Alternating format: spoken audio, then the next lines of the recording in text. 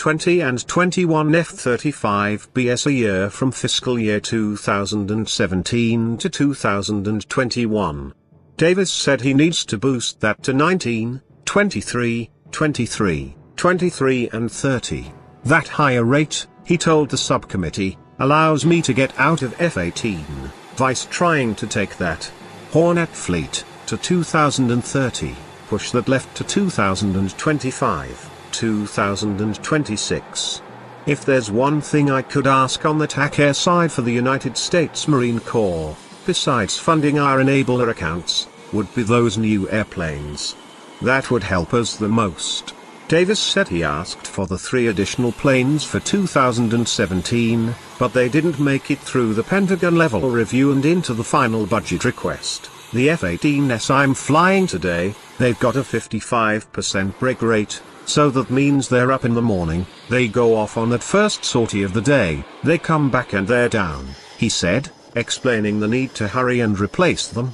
Asked what the greatest risk was in the 2017 Marine Aviation Plan, released on Tuesday, Davis again came back to the F-35 procurement rate.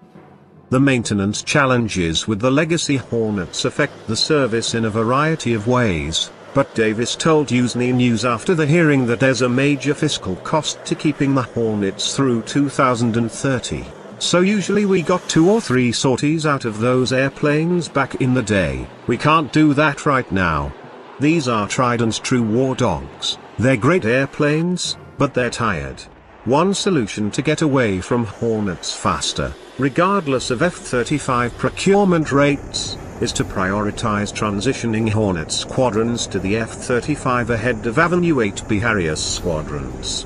Davis previously told Usenet News that the squadron transition plan could be changed if Hornet readiness problems persisted and the Harriers held up, and with that appearing to be the case, he told Usenet News today that the next 5 squadrons to transition would probably be Hornet squadrons, compared to the original plan of 3 more Hornet squadrons and then some Harrier squadrons. I think my number one risk is a slower ramp than I've got right now.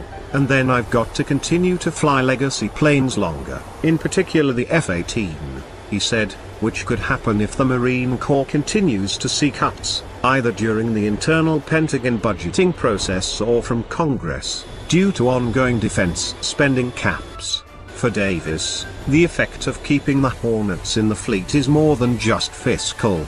Lives are on the line. Due to so few planes being ready to fly, only 146 of 326 tactical airplanes can fly today, he said, with the bulk of the problem being in the Hornet fleet. Hornet pilots only flew 9.1 hours last month. They should be flying at least 16 hours a month, with the tactical hard deck, the level where pilots can keep their qualifications, set at 11 hours a month. I worry about the F-18s. He told the committee when asked about his pilots being ready for a high-end fight today. I think at the higher-end threat we could have a hard time being successful. We'll still go fight because we like to fight, we like to do what we have to do. But bottom line, I think we might have less success.